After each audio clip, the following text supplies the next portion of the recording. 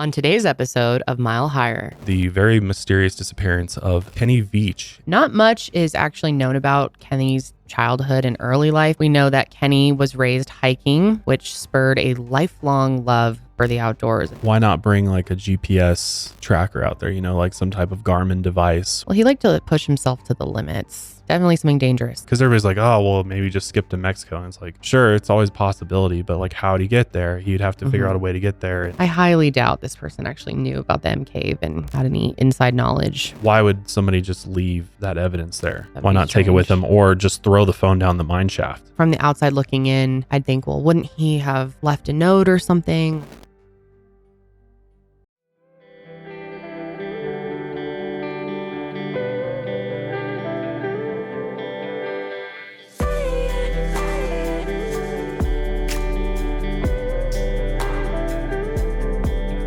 Hey, what's up, everybody? Welcome back to Mile Higher Podcast, episode 269. I am Kendall.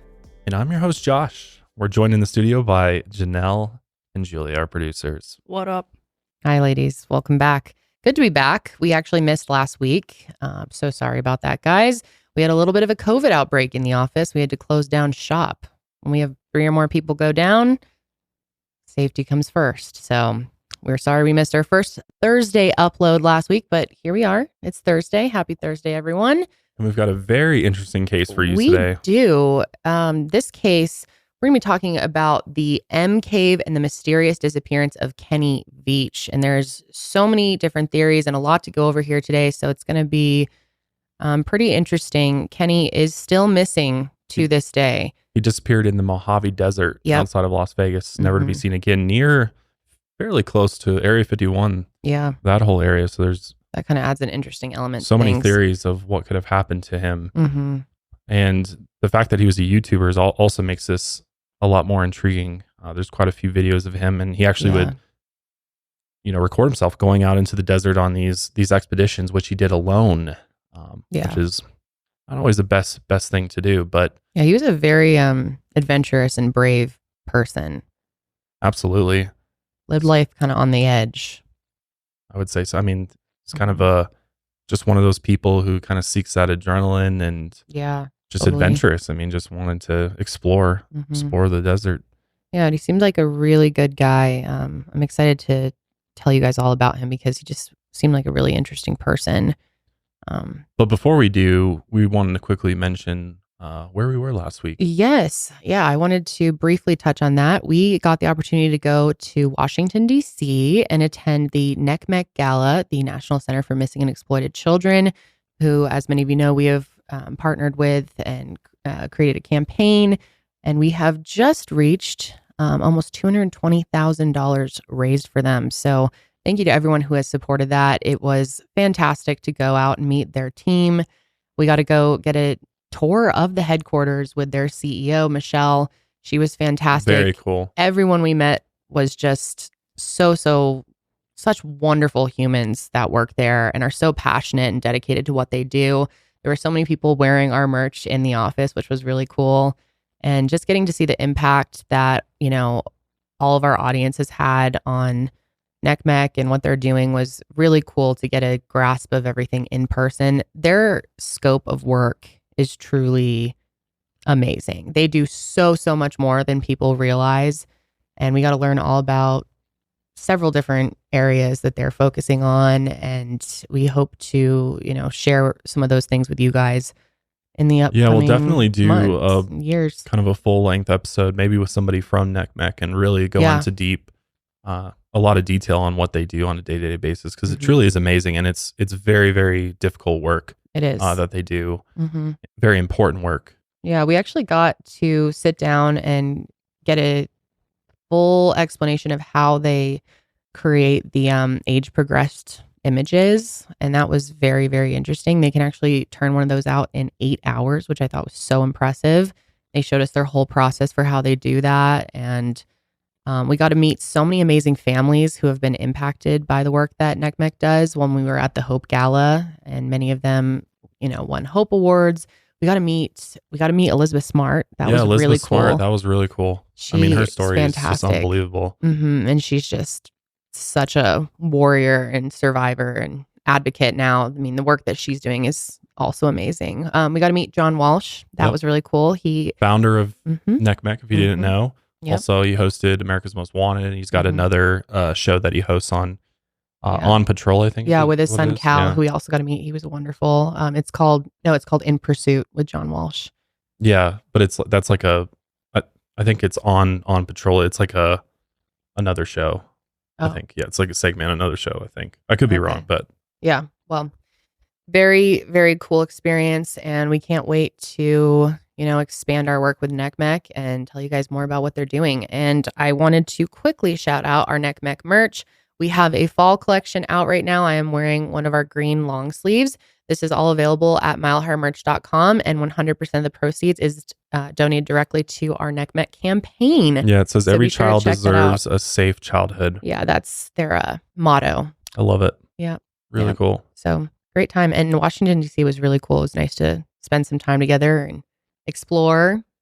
Yeah, for how much we've talked about the government over the years and all the different places and stuff, it was great to finally lay eyes on all of it. Yeah, it was your first time there.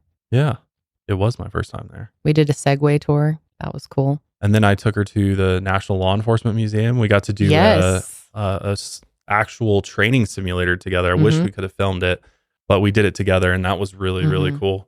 Yeah. I loved it. I thought it was so much fun. Yeah, it was very interesting. Like, put ourselves in the shoes of police officers responding to a scene where you have a suspect that's unpredictable. And basically, we had an ATF firearms instructor who was running the simulator for us. And so he could change what the person actually did in the simulator, and we had to react to it. We actually were holding training weapons, and that was my first time holding a gun. And she actually, she pulled the trigger. The guy charged us with a knife, and Kendall took his head off. And so, yeah, it was pretty. Yeah, it was interesting learning about how they and de-escalation, and we were really talking about use of force and how important it is to train officers on, when it's appropriate to use force and de-escalate suspects and people, so that things don't get to that point where an officer has to use his firearm and to take down a suspect. But it was really interesting stuff.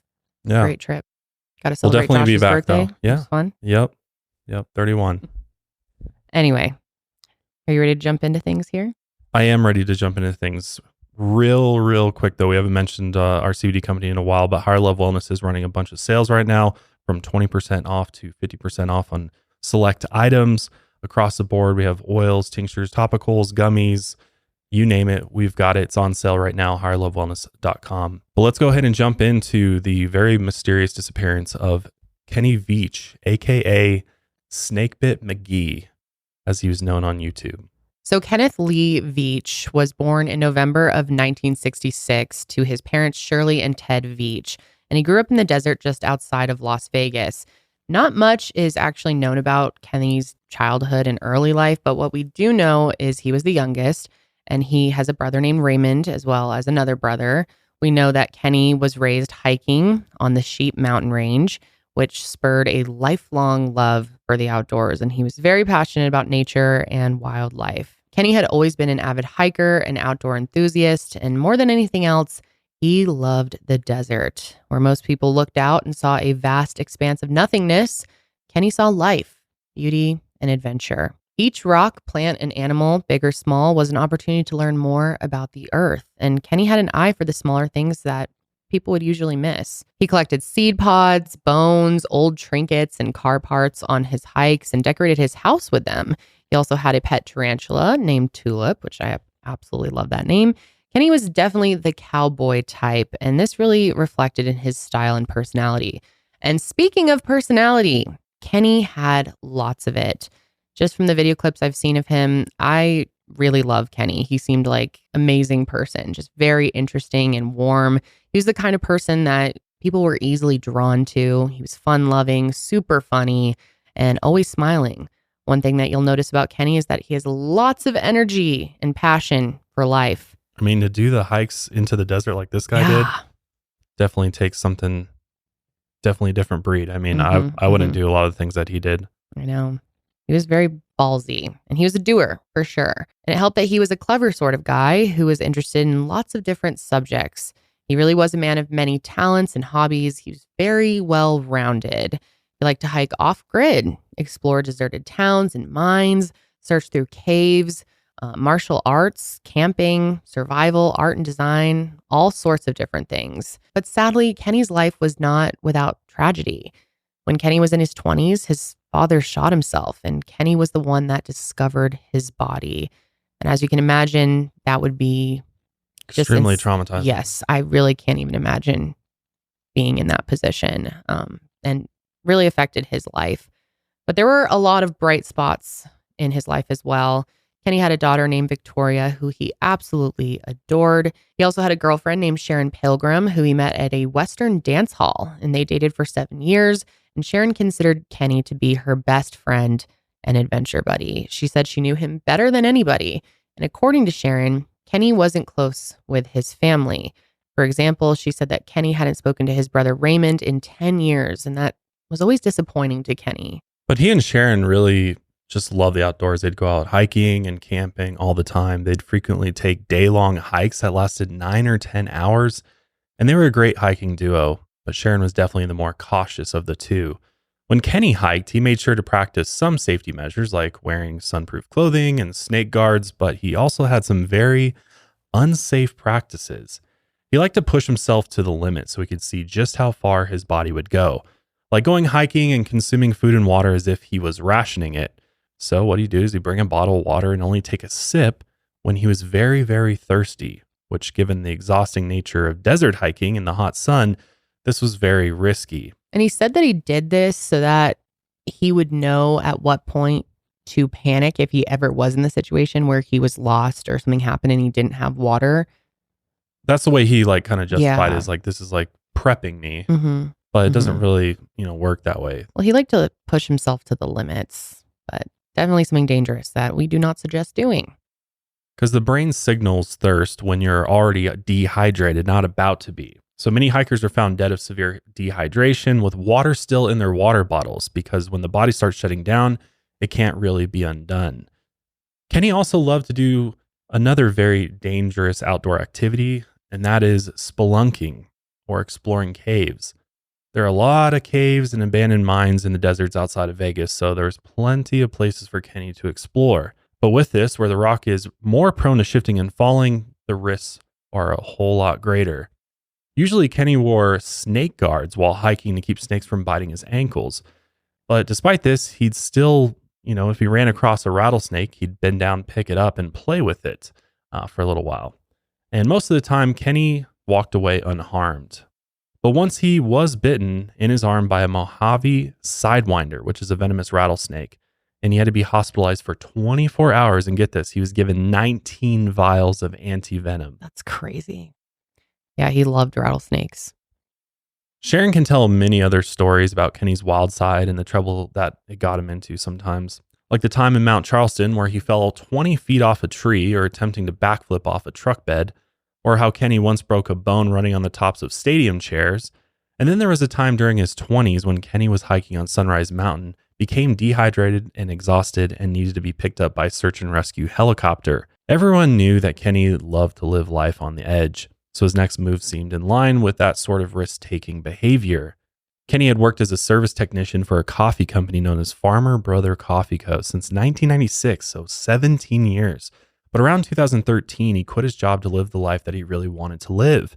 And that involved making inventions, which reminds me a lot of somebody else we've covered on I know. this podcast. Yes. You thinking Richard Heaney? Richard Heaney. They kind of give you similar vibes. Similar vibes. Very different. Very though. different. Yeah. Richard Heaney. Yeah. Don't want to compare him exactly to him. Little out there. But yeah, that spirit for creating new things and that enthusiasm for life. Pretty Definitely. Similar. So Kenny was really big on creating inventions, and he would make video pitches for these inventions and post them on his YouTube channel. Here's some of those. My name is Kenny Veach, and I invented the new improved toilet paper roll holder for the household. It works great, and it's my own little invention, and I'm going to show you how it works. First, I'm just going to demonstrate it. When you run out of a roll paper, you've got two decorative knobs. Everything looks like a regular one, except it'll be like that. And then it runs out. You just pull that, put the other one in, and let go. And right now it's not precise because I used hand tools, but you get the picture. It works perfect, and it's beautiful. And that's it right there. That's the new improved toilet paper roll. Hello, my name is Kenny Veach, and I am the inventor of the Gloller Bear. The polar bear I designed from scratch, and I sewed it with a needle and thread, and I filled it with these glow-in-the-dark beads. When you're looking at the Gloller Bear glowing, all you see right through the material, and almost all you can see is the glowing green beads in the shape of a polar bear. Very unique. So the child gets all of that with the iceberg that he sits on, and it's just a wonderful little thing. And that's it for now. I certainly hope I hear from you, and we'll talk. Thank you so much for your time. Have a great day. How cute is he? I love him. I love that he set up the background really and everything. Yeah, and he's like pitches. so passionate about the Gloller Bear. It's just, I love it. So these video clips were actually for Shark Tank, because obviously for all of us who've seen Shark Tank, I mean, it's a really cool show, and who wouldn't want to be on Shark Tank, right? He was a big fan of Shark Tank. Him and Sharon would watch it all the time together. And I mean, he really was just set on becoming a successful inventor. I mean, that was really what his passion was. And he wanted to open up his own interior decorating business named Cowboy Designs, which we'll show you some pictures a little bit later, but his house was very much cowboy designs. Yeah, definitely. But here are some more of his Shark Tank pitches, which he put on YouTube. Oh, people of Shark Tank, my name is Kenny Veach, and get ready because I'm going to show you a few things about myself, and I'm going to let you know just what I do, what I am, and how much I enjoy life, and how I go about doing that. I am an artist, I'm an adventurer, and I am an inventor. And I take all those three talents and I combine them and I just create. So one of my inventing things that I love to do is just come up with things in my head and then make it, put it to use. So I'm just going to go through and show you a few things. This is called my Gloller Bear. Now I'm just going to show you some things, but I'm not going to show you the whole thing. I'm going to entice you. So this is a great idea, but you get to see this when you get to see me. Actually, very cool. And I'll show you that real close. It's very heavy because it used to be a steel bar, just a steel bar. And I bent it into a circle and cut it. And I took yarn and I wrapped it until I got all those colors like you see there. And then I took fishing wire and I ran that all the way across my yard or house, and then I sewed it through this medallion that I sanded, and I got this shirt, and I made it as my design. I love it. Thou shall not get stoned. I think that would sell. It's got kind of a political and religious twist. Yeah. Lambda. I love Fuzzy this little one. lamb. He's so cool. Lambda. And I turned this into a super cool laser tag game that is not out there. And it does something very, very interesting. Once you see what this does, you're going to be very fascinated. This is a pine stick from the Nevada mountains here, the Sierra Nevada mountains. Now watch this.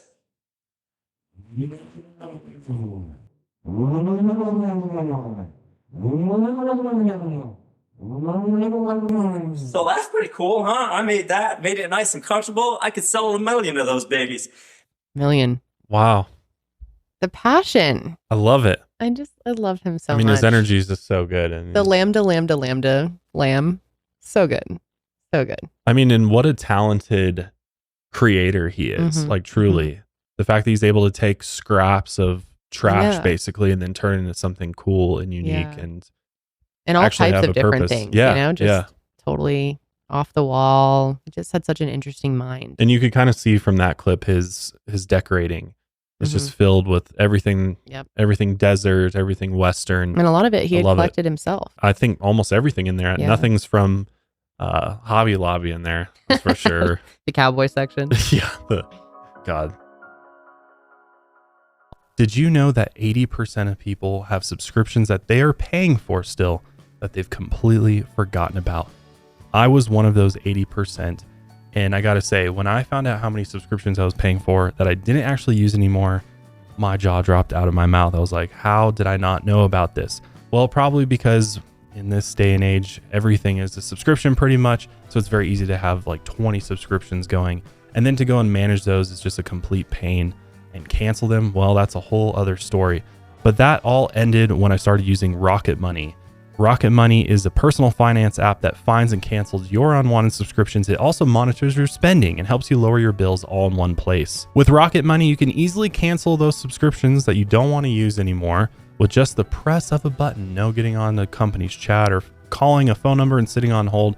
It's really that easy with Rocket Money. It's just a tap of a button, and Rocket Money does all the work for you. Rocket Money will even help you negotiate to lower your bills for you by up to 20% off. All you have to do is take a picture of your bill, and again, Rocket Money takes care of the rest. This is a really nice feature that I've not seen anywhere else. Rocket Money also lets you monitor all your expenses in one place, recommends custom budgets based on your past spending, and they'll even send you notifications when you've reached your spending limits, which is great for making sure you stay on your budget. With over 3 million users and counting, Rocket Money customers have saved an average of $720 a year.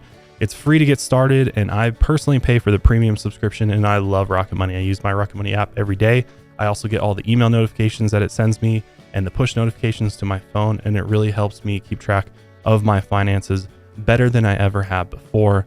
Plus, negotiating my bills down, major win there, and you can monitor your credit. It really is the all-in-one personal finance app.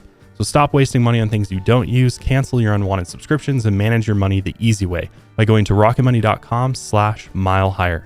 That's rocketmoney.com/milehigher. Check it out today at rocketmoney.com/milehigher.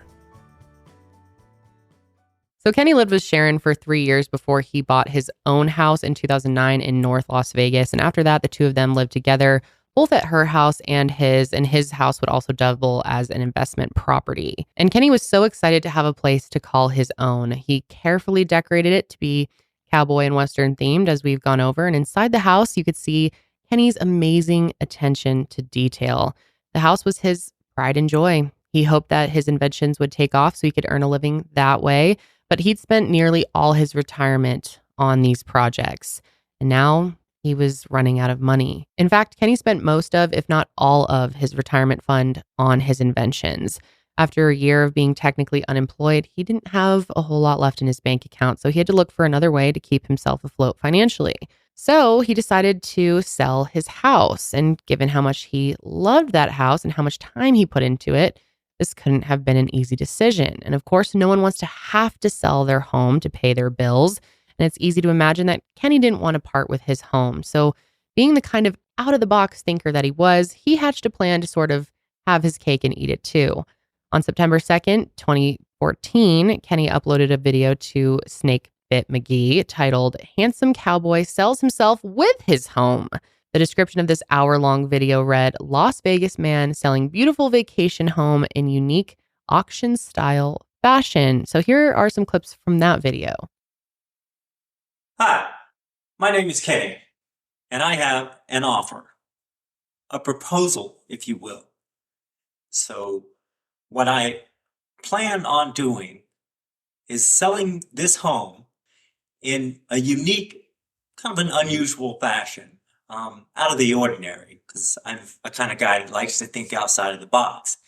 And I'm putting this house up for sale along with me. I'm offering myself along with the house. So that's the niche. That's the unusual thing right there. I'm looking for a wealthy individual that would like to keep this home as a vacation home.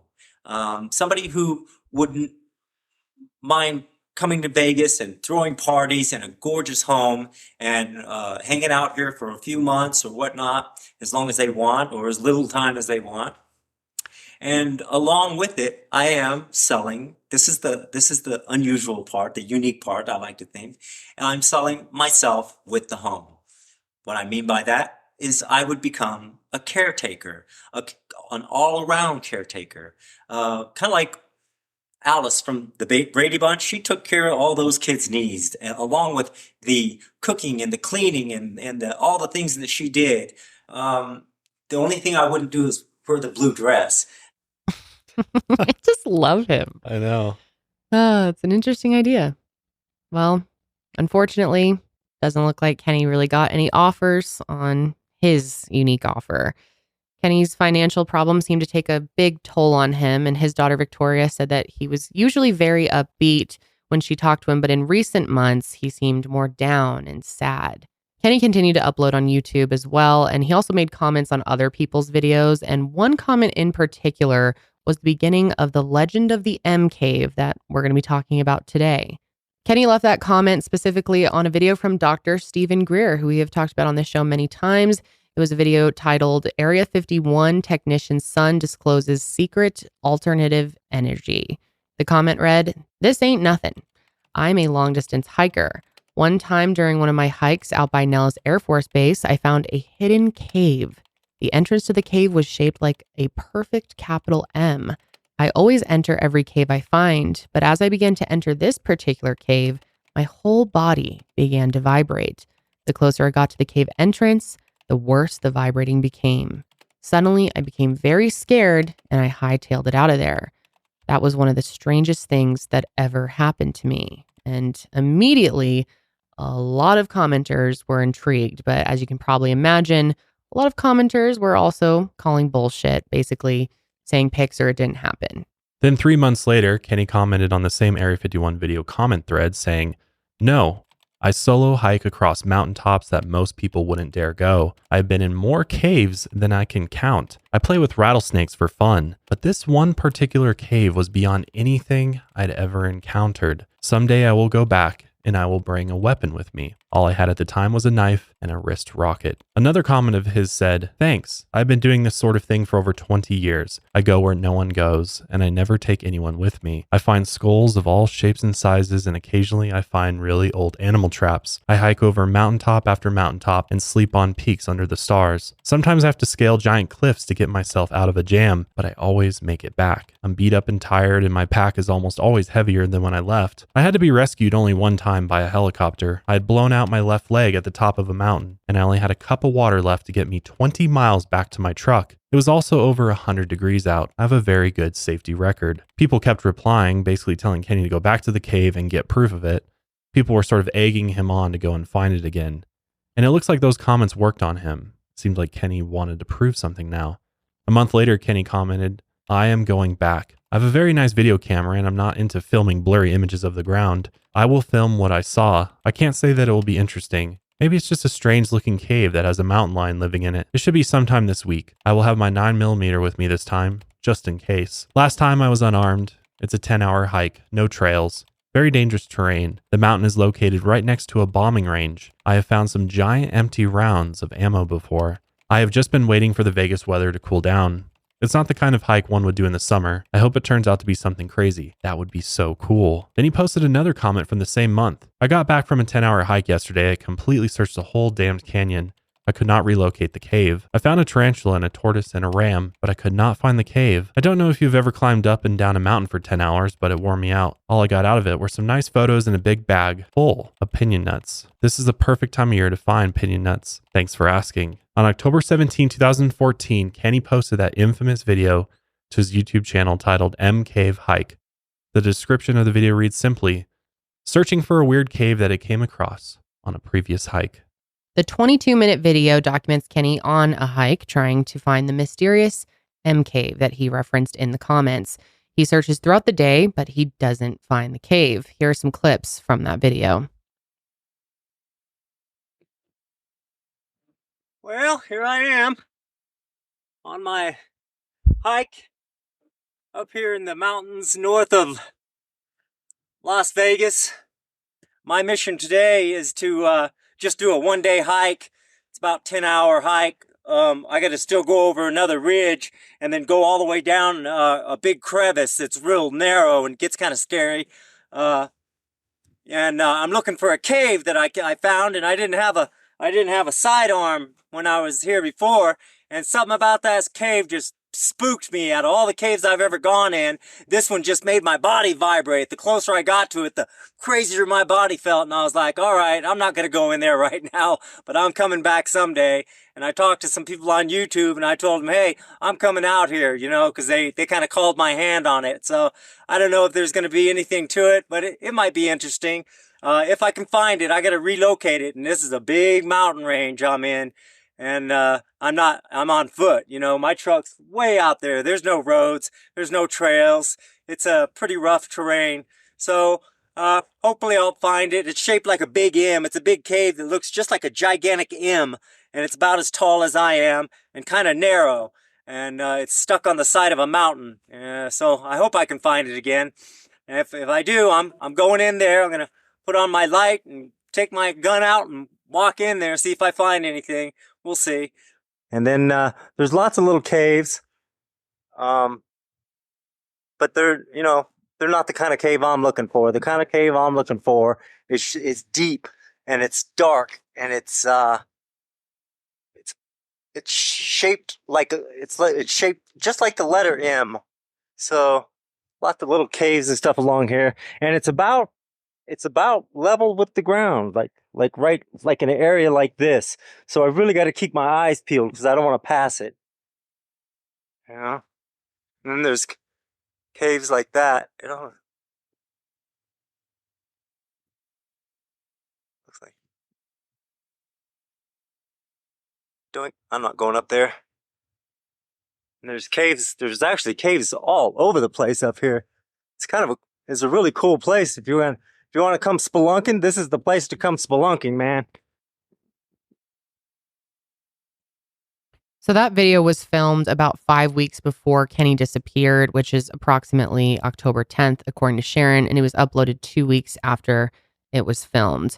On November 28th, 2021, Sharon posted previously unseen footage from that M Cave hike video to her YouTube channel.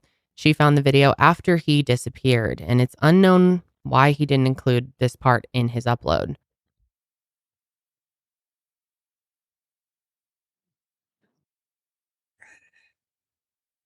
So, I didn't find the cave. I'm real happy about that. It was there. It's a big freaking mountain range. It's a big giant mountain range. I just walked around a whole mountain range. Let's see if my legs hurt.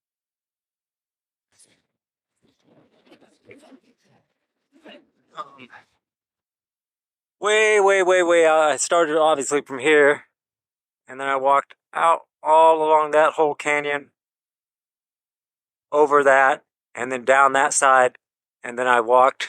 After I went down, and then I traveled all the way in the canyon, all the way across the backside of that mountain, and that is one large mountain range. And then I traveled all the way down and around this, and then I came up from down there. And then I came all the way up here to my truck. So I'm going to go check out my map and find out how far I hiked just now. See what time it is. Talk to you later. Pretty impressive. That is a serious hike.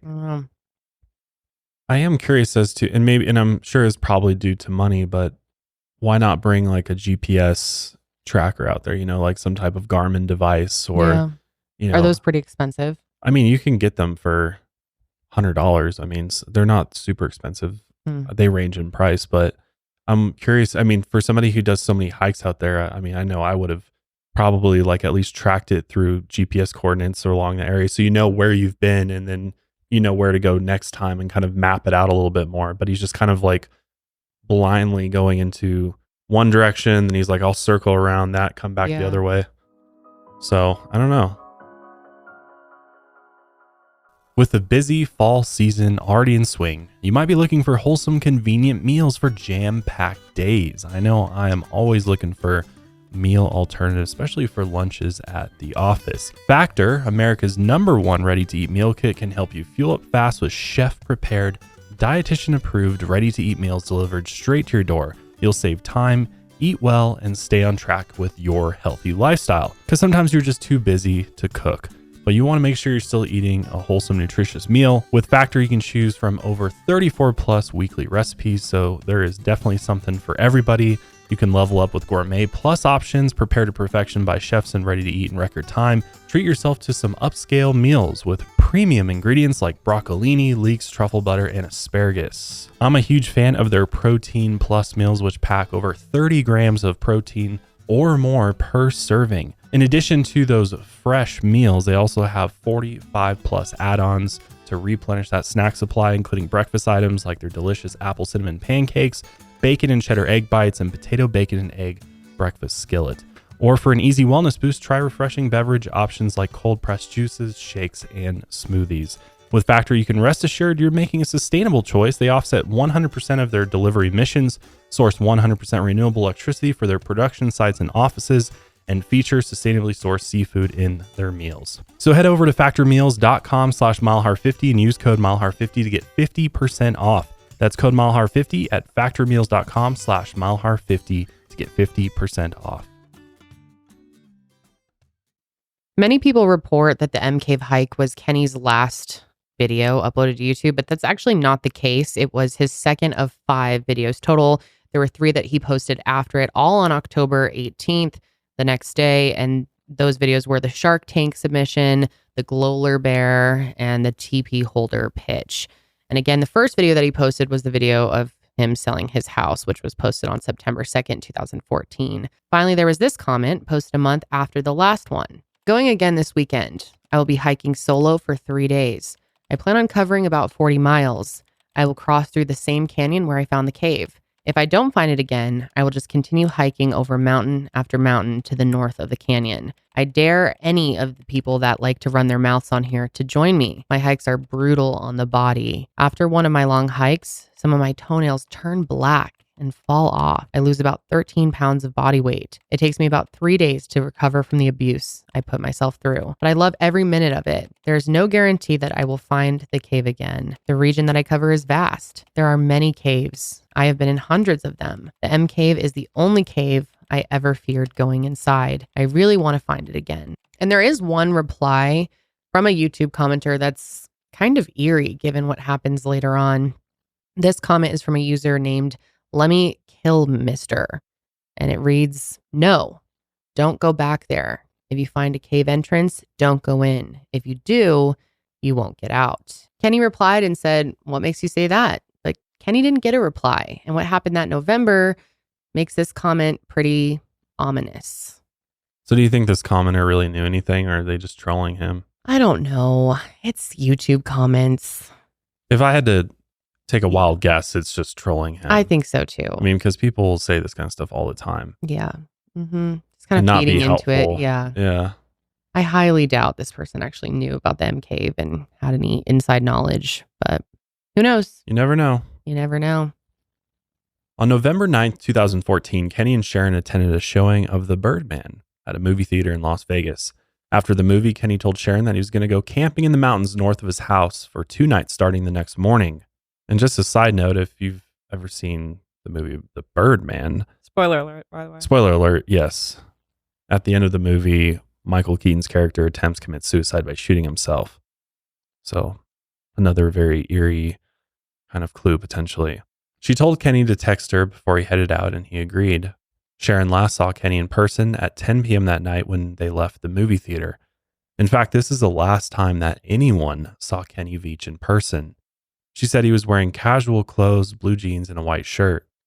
The next morning, 6 a.m. on the 10th, Kenny texted Sharon that he was heading out for his camping trip. And this would be the last time anyone is confirmed to have heard from Kenny. The rest of that day went by and the rest of the next day too, and Sharon didn't hear from Kenny. Nobody did. But Sharon wasn't expecting to hear from him for those first 2 days as there was no cell service out in the desert mountains. She was used to Kenny going off on these multi-day hikes and not hearing from him because he was off the grid. But that third day rolled around and Kenny hadn't reached out to her, and he was supposed to be home at some point that day. Now, this is where things get a little bit confusing. Sharon said in one YouTube comment that she contacted the authorities on that third day after Kenny first went hiking, but other sources indicate that Sharon reported Kenny missing on November 17, 2014 at 4:52 p.m., and searches started the next day. Sunset at that date was around 5 p.m., so it would have been dark, and searchers couldn't have started looking for Kenny until the following morning. There is a copy of the police report we found, but we can't 100% confirm its authenticity, But part of the narrative section of this report mentions the alleged suicidal comments Kenny made 3 weeks before he went missing.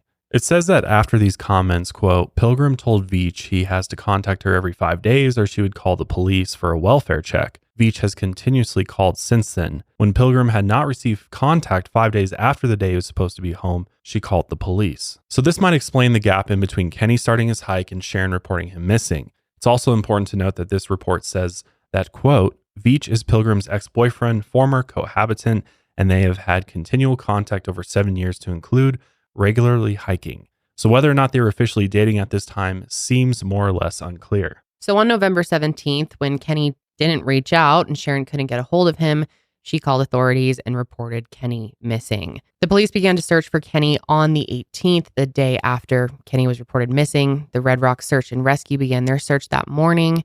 Over 30 search and rescue team members searched on foot for at least 4 separate times on separate days. A helicopter flyover was done as well. Sharon told investigators where Kenny's truck probably would be, which was the hiking area near his home. Sure enough, his truck was recovered in this recreation area north of Las Vegas at the end of Joe May Road. This location was a 3 to 4 hour hike from the mine shaft in Kenny's MK video. It seems pretty likely that the police searched the car and found nothing of interest inside. No note, no gun. But we don't know exactly what was found inside the car, and it looks like it was driven out of the hiking area by Raymond and given to Victoria. On the 22nd, 4 days after the search started, Kenny's phone was found. It was actually found on the ground near the abandoned mine shaft. The phone was still working. Investigators also found some change near the phone, but it's unclear whether or not that belonged to Kenny. The search team could not find a trail leading anywhere past the very vertical mine shaft. The day after they found the cell phone, fire crews searched the vertical mine shaft using a camera, but there was no sign of Kenny in the shaft. Private searchers checked the shaft later, but again, they found nothing. Why do you think the phone was found there? Do you think it was just like, oops, it slipped out?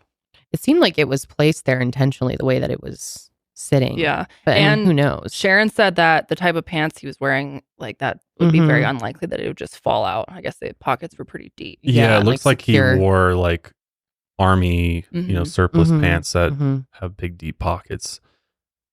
So, I mean, unless he was like crawling around on the ground or something, or maybe he was like leaning to look into the mine shaft or something and it fell out. Yeah. Something like that. But I feel like he would have heard his phone fall out, and the change would have probably made a noise too. It seems to me like it was intentionally placed there. Yeah, that's also what his sister-in-law believes. Because it's like if he was attacked there, why would somebody just leave that evidence there? You know what I mean? Yeah. Why not take it with them, or just throw the phone down the mine shaft and get rid of it? Yeah, that's a good point. You could literally just take it and smash it with your foot. I mean, it's an iPhone. It's right. Not right. Yeah, you can drop a tiny pebble on it and the glass will break. Yep. Yeah. True. Or just drop it out of your pocket and it breaks. So it seems most likely that Kenny placed it on the ground there. Yeah, and many people, including Sharon, believe that he intentionally left it there to prevent GPS from tracking him, which is interesting to think about. There's definitely a theory going on here that he purposely left, and it's possible. He did not take his camera that he used to film with him. This was recovered at his house, so it appears he did not set out on the hike that day with the intention to film it. This makes things a bit more confusing. Was the intention of his hike to find the M cave? If the cave existed, or if he was intending on finding it, he would no doubt bring his camera, obviously to film proof for YouTube and prove all those people wrong in the comments. This fact forces us to ask the question, if Kenny wasn't going to look for the M cave, why did he go out on that hike? And there's another important thing to mention. Kenny brought his gun on this last camping trip, and the gun was not recovered. Not in his car, in his home, in the search area, nowhere. None of these searches found any trace of Kenny beyond the phone in the car. No abandoned campsites, his items, or anything like that. As time went on, phones were recovered, but these were determined not to belong to Kenny. His credit cards, social security number, and other things like that have never been touched since he disappeared. Which that right there, I think tells you a lot about what's the most likely scenario of what happened to Kenny. Because maybe it is very difficult to just disappear and not have any way to pay for anything, not be able, not be able to use your social security number. Cause everybody's like, oh, well, maybe just skip to Mexico. And it's like, sure, it's always a possibility, but like, how'd he get there? He'd have to figure out a way to get there. And even then, you still got to figure out how to get into Mexico. So it gets harder and harder to disappear on purpose. Right. Like that is not really an easy thing to do anymore, at least. Yeah, in today's day and age. I think the key thing here is the fact that his firearm's never been found. That he took his weapon with him, and that is not turned up. But his phone turned up, but not his gun. So I think there's always the possibility that it was on him, like, kept it on his side, and he's never been found. So it would then make sense that the firearm's not found. But then why was the phone found? Like, if he was kind of, I don't know. It's just, it does seem. Maybe he was, what I think is that he tried to make it look like potentially he went into that mine shaft. Yeah. And that's what he was trying to lay the clues down there that he fell in there. And so people would think that that's what happened to him. Or he put his phone there so that they couldn't track him. Right. Like he put it there and then went off somewhere else. Yeah. True. I just think it's interesting that it's near a mine shaft. Yeah. Versus just like out in the middle of a bunch of rocks and shrubbery. You know what I mean? Just some random place. It's interesting to me that it's near that mine shaft, but maybe there's no connection between the two. But about a year after Kenny went missing, Sharon posted a comment on one of Kenny's YouTube videos. She had no idea that so many people had been commenting on Kenny's post trying to figure out what had happened to him. And after a friend let her know, Sharon decided to update commenters with her theory as to what happened to give them some sort of closure. She believes that sadly Kenny died by suicide in the desert. She also said she thinks he will never be found for many, many months, if ever. We are so excited to have ZocDoc as a sponsor of our show. We have been using ZocDoc personally since before they started sponsoring us, and I can tell you from experience that it is a great app and an amazing solution if you are looking for a doctor that is available on your time, takes your insurance, hits all the boxes. These days, I don't really do anything without checking reviews on it first, and why would it be any different with doctors? ZocDoc is a free app where you can find amazing doctors and book appointments online. We're talking about booking appointments with thousands of top-rated, patient-reviewed doctors and specialists. You can filter specifically for ones that take your insurance, are located near you, and treat almost every condition you're searching for. And all of these docs have verified reviews from actual real patients, not bots. And what's great is the average wait time to see a doctor booked on ZocDoc is only 24 to 48 hours. That's it. Sometimes you can even score same-day appointments. Once you find the doc you want, you can book them immediately with just a few app taps. No more waiting awkwardly on hold with the receptionist. So go to ZocDoc.com/milehigher and download the ZocDoc app for free, and then find and book a top-rated doctor today. That is ZocDoc, spelled ZocDoc.com/milehigher. ZocDoc.com/milehigher. Before we go any further, we do want to issue a trigger warning. We are going to be talking about suicide, suicidal ideation, and it can be pretty difficult to listen to. So just keep that in mind. So here is a very long comment that Sharon left. And this is what it says. I am the girlfriend that Kenny spoke of in the video. There are so many posts. I had no idea until a friend let me know. So many people are wondering what happened and guessing different things. You are heartfelt about the sadness around what has happened with Kenny. He has not been found, and I feel that he probably will not be found for many, many months, if ever. I want to share what I know and feel about what happened so that you might bring some closure and understanding in your own lives. Kenny absolutely loved hiking in the desert. It was his very, very favorite thing to do. We hiked and camped together all over the Nevada desert, sometimes 9 hours in a day. We found many abandoned mining towns, usually referred to as ghost towns by Nevada hikers. We explored many caves and mine shafts. We were always careful about how we explored them, but Kenny was a bit more daring than I was. We wore snake guards, sun-protected clothing, used walking sticks, brought enough water and food for the hiking hours, and had extra food, water in the car. He rarely drank all of his water. We took wonderful pictures of all sorts of things we saw: rusted cars, old falling down buildings, cemeteries, mines, wild animals, tarantulas, scorpions, trees, cactus, and flowers. Our deserts are beautiful, and if you have a love for the deserts, they are not spooky scary, but you do have to be careful of the terrain and of course bring enough food and water. We always were excited when we saw desert wildlife, like the bighorn sheep in the video. They are stunningly beautiful to see in person in our desert. We would stand quietly still to watch them as long as possible. I was so very excited to see the one he filmed in his video. I want you to know that I do not think Kenny had an accident. I believe he committed suicide. He battled depression for many years and would not take medication or see a doctor. He quit his job a little more than a year before he disappeared. He wanted to see if he could sell his inventions and do what he called cowboy interior design for homes. He bought his first home 5 years ago and had an amazing ability of decorating in this style. He was not successful in getting a business going and was running out of money after a year of not working. He no longer wanted to work in a job for someone else, and as his money decreased, he became more and more depressed. He really did not look for another job. In early October, with seeing his depression increase, I said to him, "You aren't going to pull a Robin Williams on me, are you?" And this is when he opened up more about his depression and his thoughts, much of his life about suicide. His father committed suicide when Kenny was in his early 20s. When I asked him the question, he answered me with, "If I decide to do it, you will be okay because you are good at the law of allowing." He asked me what I would think of him if he did it. He also said if he decided to do it, no one will ever find me. It'd be easy to do something like this in our desert. With a number of natural caves and mines, he could hike many miles in a day, so there's no telling where or how far he could have hiked during his 3-day, 2-night solo hike. When he did not call me after the 3rd day of being gone, I called missing persons. The search for him was started within a couple of days of my call, and over 30 search and rescue team members searched 3 different times on foot. 1 helicopter flyover was done, and there was no trace of Kenny or any of his camping things. They found his car in the area I told him it would be, and they did find his cell phone by the mine shaft in the video. The mine shaft was only about a 4-hour hike from his car. It is my feeling he left it behind so that he could not be tracked from the GPS in it. He also did not take his video camera with him on the solo hike. It was left in his home, so he had no intention of filming anything. I share this with you for 2 reasons. First, so that you have more of an understanding who Kenny was and to bring some peace or understanding to the situation. Secondly, if any of you decide to go out into our desert to look for him or the M Cave, be careful and bring enough water and food. Walking sticks are a good idea and not doing a solo hike. Bring a GPS and make sure that you have let family or friends know that you're heading out for the hike and where and when you'll be returning.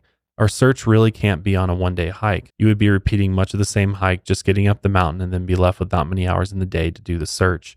You would need 2 or 3 days at a time, and in the summer or even late spring, this cannot be done because of the heat of our desert. You would not be able to carry enough water, so please be careful. I had many wonderful experiences with Kenny and will always remember them and have a place of love in my heart for him and the wonderful things we did together. I am healing from my loss and look forward to the new experiences with desert hiking, camping, and taking beautiful pictures of our desert. Enjoy your adventures of life, and thank you for the kind, loving comments sent my way. Much love, Sharon. So as far back as 2007, Sharon had been trying to get Kenny to go to a doctor about his depression, but he always refused. Finally, about 2 years later, Sharon set an appointment for him, but he came back home that day and said he wasn't going to go again because he felt he knew more than they did. Kenny said that he struggled with suicidal ideation for much of his life. He explained that living with these thoughts was like living without an arm. It was something he just got used to. He was actually surprised when Sharon told him she didn't have this sort of internal monologue in her head about suicide. So Sharon accompanied the police when they came to search Kenny's home, and one officer took a look at the search history on Kenny's laptop and called Sharon over to see. And he found that before Kenny disappeared, there were multiple Google searches performed related to suicide. There was also a message on the laptop that had nothing but the phrase "help me" written 50 or 60 times in a row. Pretty upsetting to think about. Police had searched the home with the family's permission, and when the family went into Kenny's house, they found more items that spoke to Kenny's mental state. That included journals and poems where Kenny talked about depression and frustration. Many people commented on Kenny's videos saying they wanted to hike the area themselves. Sharon was in contact with one of those people, someone who went by the name Eric the Hiker. He messaged her saying that he was local to Las Vegas and he was going to do a hike and search for Kenny in the area that he disappeared from. Sharon talked about this hike on YouTube and promised to keep commenters updated on what Eric found. The day of the big search came, and Sharon waited anxiously to get word from Eric on the results. But days went by with Sharon tweeting at Eric multiple times, and she didn't hear back from him. His Twitter and YouTube accounts then went dark. And sadly, it was discovered that this Eric person had made the whole thing up. It was all a hoax. There was no hike planned, and he never went to look for Kenny. So this person just preyed on Sharon's grief and gave her some hope that Kenny may be recovered, and it was all just a cruel trick, which is just unbelievably frustrating. There was one event that gave a glimmer of hope Kenny was still alive. On July 15, 2018, there was a break-in at a Vegas retail store called the Enchanted Forest Reiki Center. This store is owned by Kenny's sister-in-law, Debbie, who is married to his brother Raymond. Now, police were able to recover surveillance footage of that break-in, and some of the members of the family thought the man in the footage looked an awful lot like Kenny. So here's a news clip of that footage with commentary from Debbie. Take a look here at this video. You can see the burglar makes his way in and out of the store right near Sahara and Jones in less than a minute. And as 13 Action News reporter Brian Callahan explains, it is what happened after that caught the owner's attention. Deep down, Debbie Veach just wants the man who broke into her Enchanted Forest Reiki Center to be caught, analyzing the security video for any clue to his identity. You blow up the image, the grainier the face gets. But it's what happens after the burglar smashed the window with the crowbar, grabbed an iPad, and left that caught her attention. It's not when he opens up the blinds either and leaves. He's already been gone, for a little bit. What do you think it was? Veach knows the logical explanation is the break-in stirred up dust that was picked up by the camera. It seems to me if it was dust, that would have shown immediately. But says being a spiritual person, part of her wants to believe those specks are something else. All of a sudden, these, what I feel are very spiritual orbs that came in after he left, getting the bad juju out. In the end, she says the best sign would be the video helping police capture the burglar. Brian Callahan, 13 Action News. It does look like Kenny. And the way he moves, you can't say obviously with 100% certainty, but it's pretty interesting that it's his sister-in-law's store. But like, why? What was the purpose of breaking in then? I don't know. So here's a few more details about this footage. The entire break-in takes place in 42 seconds. The burglar got in by breaking and crawling through a window, and he doesn't tear up the place. He walks past multiple items he could steal, but he doesn't take them. Instead, he immediately goes to the desk and puts his hand under it as if he's looking for something specific, but he doesn't find whatever he seems to be looking for. And then on his way back out the window, he grabs the shop's iPad. So, I don't know. I mean, again, it seems kind of strange that this is his sister-in-law's store, and that whoever this person is, looks like they have been there before and they're looking for something specific, that they're familiar with the store. So, which that's how a lot of burglars case the place they're going to break into, right? But he's not really in burglar attire and he's not stealing anything. That's true. Not wearing anything to conceal his identity. So, to be fair, though, I guess if you're thinking from the perspective of someone who's trying to get in and out of the store and take as much like valuable items, money being obviously the first thing, and then to electronics, stuff that's like maybe there's a bunch of like big amethyst rocks and stuff that are like valuable, but if you're stealing and you're a burglar like those. Are you gonna go to your guy that just, it's not stuff that's easy to pawn. No, it doesn't seem like a prime target for a burglar in the first place. It's like, how much is there really to steal at a place like that? You know? Right. So it is very odd. Now, Kenny's sister-in-law, Susan, is 100% convinced that the man in the video is Kenny. She believes that he broke in to steal the iPad, probably to keep in touch with the outside world. Susan said she took the footage to the Las Vegas Metro Police, but she hasn't heard anything back from them on it. A company that uses facial recognition software to solve crimes lent their services to Kenny's case, and they used their technology to compare the surveillance footage with a photo of Kenny to try and determine a match.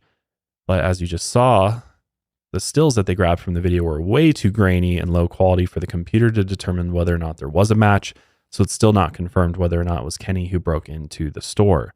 Also, fingerprints were not taken from the break-in due to the area being a high traffic area that's touched all the time, so this break-in is still unsolved. And again, no matter what you do to try to enhance this video or the stills, it's just too grainy. The resolution is super low. I think it's an infrared camera, so the resolution on those are not great in the first place, so not a whole lot you can really conclusively take away from it. But Susan still strongly believes that the man in the video is Kenny. She thinks that Kenny is still alive and that he faked his own disappearance. Not only that, but she believes Sharon helped Kenny disappear and Kenny's family knows where he is. Susan thought that someone took out a life insurance policy on Kenny, so they have reasons for making it seem like Kenny is dead. So far, investigators have found no evidence of any life insurance policies existing.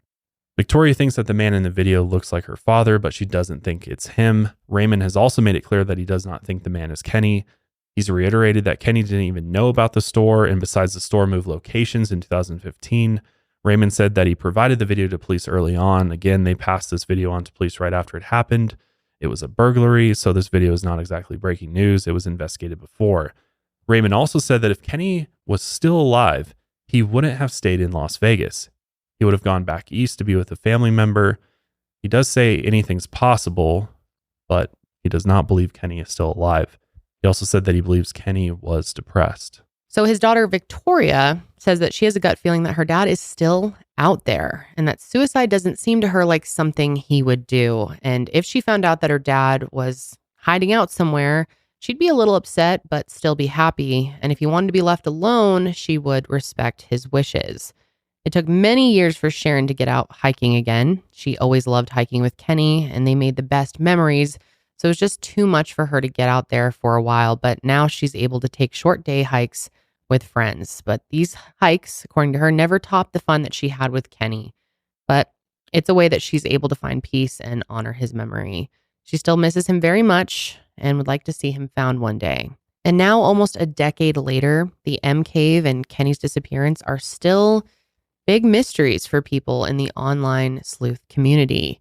People on the internet have been trying to figure out what happened to Kenny since he went missing, and it's probably due in large part to the strangeness of the case. I mean, it's very intriguing, but I also think it's because of his larger than life personality, his, thrill seeking ways, and his almost childlike interest in the world that really spoke to people.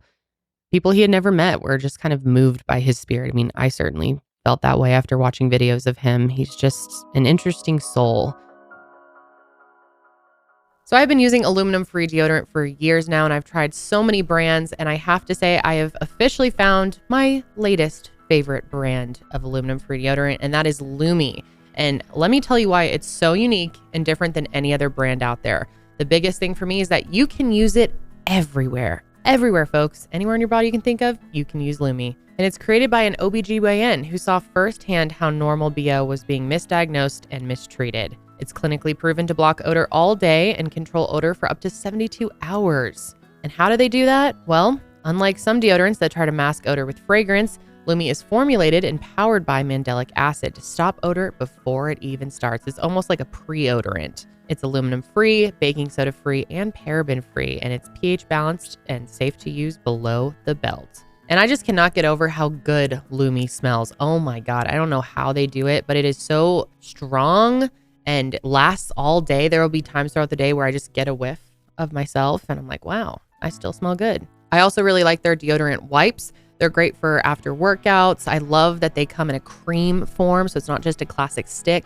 Lumi's starter pack is perfect for new customers. It comes with solid stick deodorant, cream tube deodorant, and 2 free products of your choice. You can get a mini body wash or deodorant wipes, and you get free shipping on that. And as for a special offer for our listeners, new customers get $5 off their Lumi starter pack with code MILEHIGHER at lumideodorant.com. That's Lumi spelled L-U-M-E, deodorant.com.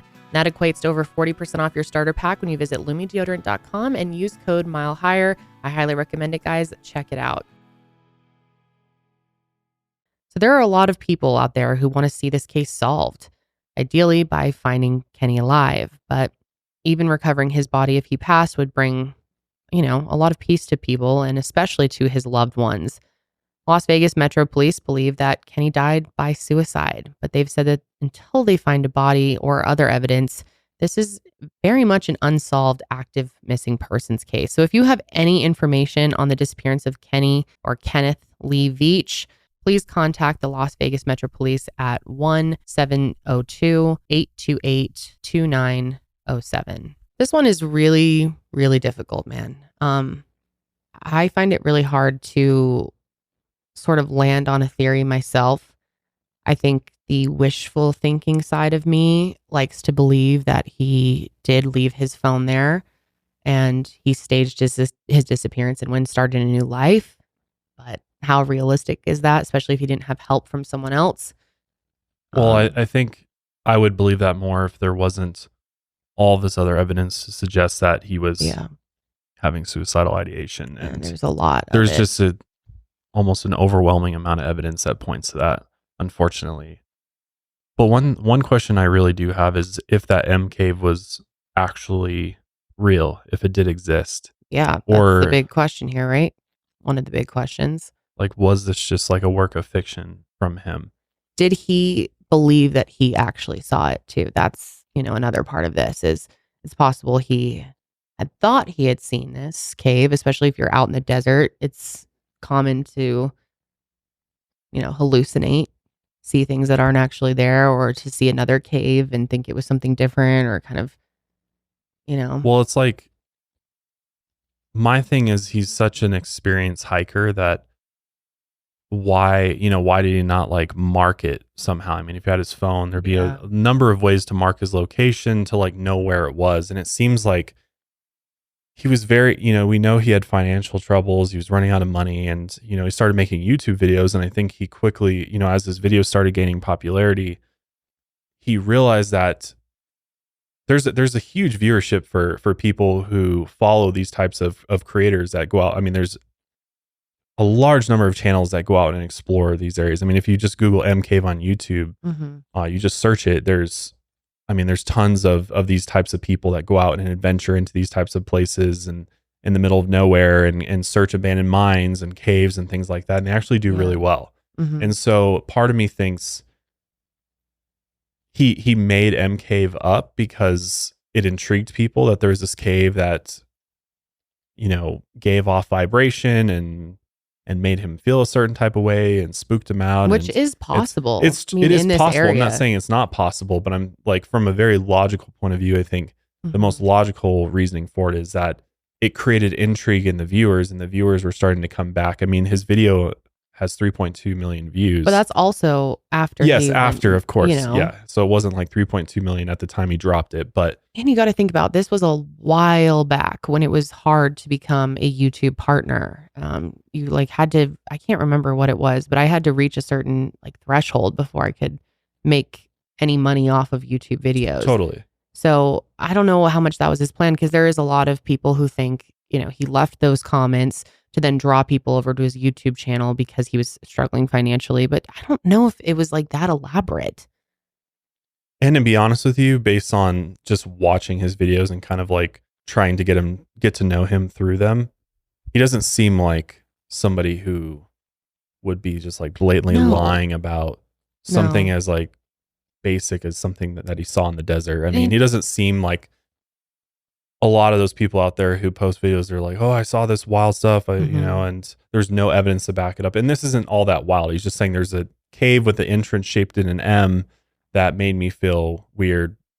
And wouldn't there be, if he was really trying to draw people into his YouTube channel, wouldn't he have made a video about it or tried to bring people in that way? It's kind of a strange approach to just leave a comment somewhere, And it didn't seem like he was putting that much work into the channel. Like he was really trying to become, it seemed like that was his way to share things with people and to get his ideas out there. But was that his overall goal, was to become this creator and, make a career out of YouTube? I just don't see that. Yeah. Back in like 2012. Yeah. When he started. Probably not. I mean, no, it's a different time back then. No, and people weren't even like very aware of monetization or how that worked. And yeah, I don't even think that was on his mind. Of course, I don't know. That's just kind of my thoughts. But so if he did find this cave that was emitting these vibrations from it, what do you think that's about? I mean, I do find it interesting that he is very close to this bombing range and to Nellis Air Force Base, and as we know, that area is very protected. There's a lot of theories around in just the surrounding desert around where this Air Force Base is.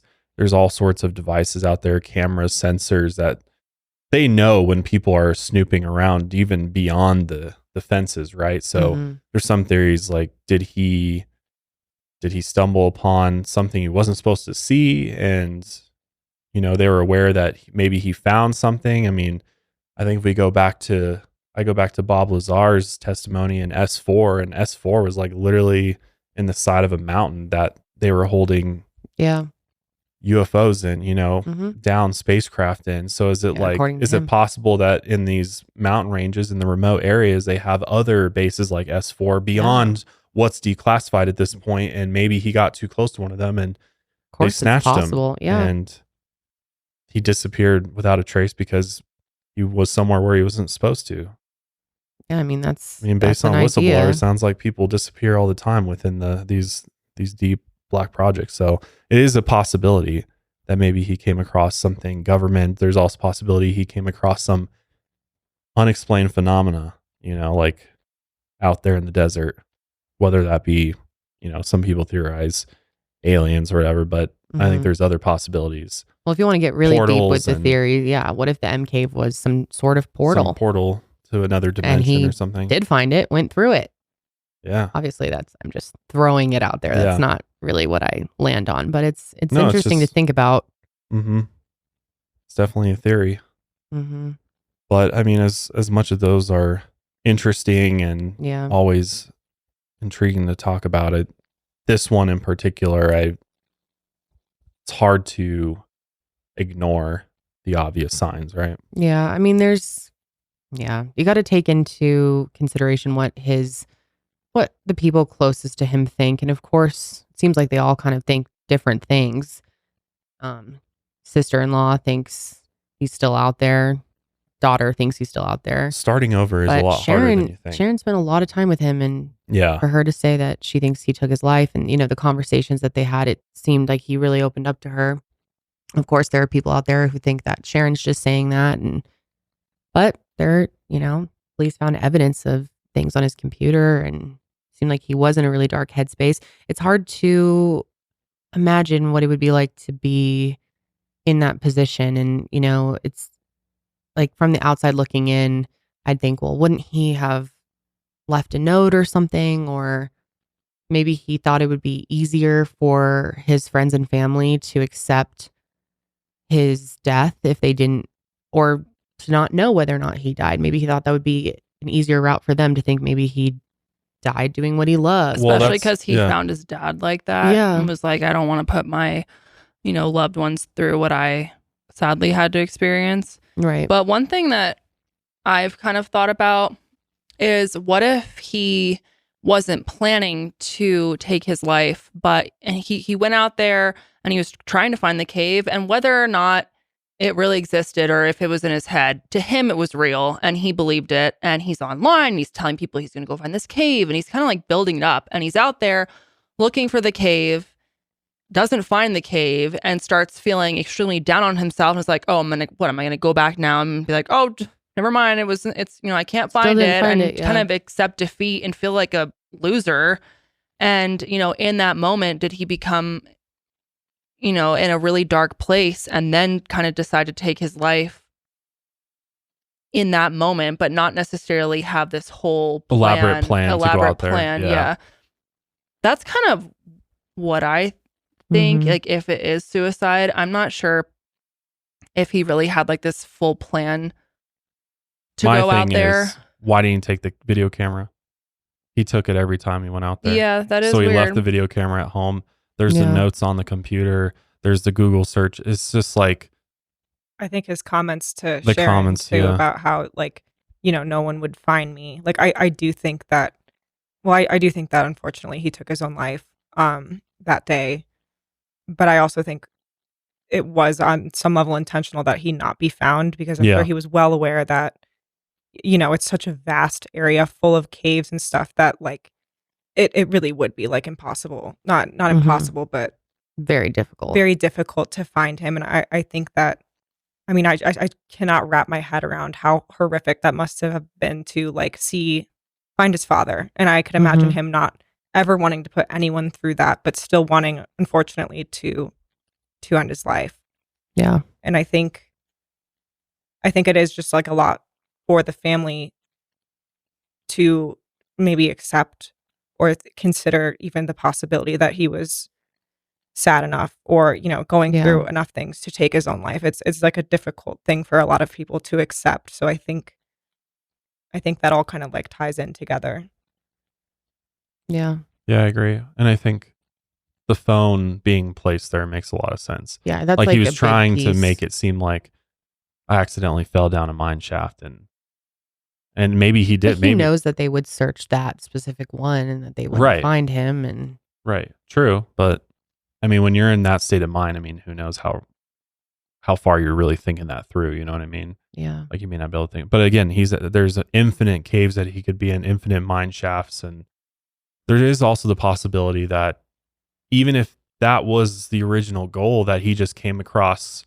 I mean, cartel operates out there. There's all sorts of people that live out there that are not people you'd want to cross paths with. Could have made him put his that's phone why down. I mean, that's really why he carried a weapon out there on his hikes, was because there is little camps of people out there. And I know there's some people that have hiked in this area that have claimed being out there and seeing just some random dude with a shovel digging in the ground and stuff. God. And like, I mean, you can imagine there's probably people buried out there. There's crime committed out there. So there's also the possibility of maybe he was going out there to end his life, but then he just crossed paths with the wrong people or something, and they took him or murdered him or something like that. Which, I mean, obviously doesn't really change the end result, but I mean, I don't know. I go back to the camera. He would have taken that. If he was really on a hike looking for that cave, he would have that camera. Right. Exactly. I mean, that's what seems like he didn't too. Want anyone to see what was going on this out is there. the final hike. One thing that kind of got me thinking, so actually Julia found this article or post on Web Sleuths, and this guy is talking about how his opinion is that Kenny had bipolar disorder. And it got me thinking, obviously, I always say this, but I don't want to, randomly diagnose someone, but it is interesting because the way that he acted almost seemed as though he was experiencing some manic episodes, especially like in his videos and stuff. Like he seemed very obsessive with like these creations and was like really on this high and super motivated and obviously hiking for 12 hours, Yeah, totally. So was he perhaps bipolar and also high risk behavior? Like I said, going on these very intense hikes, purposely not drinking water until he was very, very thirsty and dehydrated. Was he potentially hallucinating this whole M cave thing? Was he having delusions, impulse behavior of quitting his job, selling his house, doing things that are a little bit out of the box? And so was he experiencing mania? And with that, typically after manic episodes comes a low and feeling very down. And so, was he unfortunately experiencing a depressive episode and decided that he would be taking his life that way?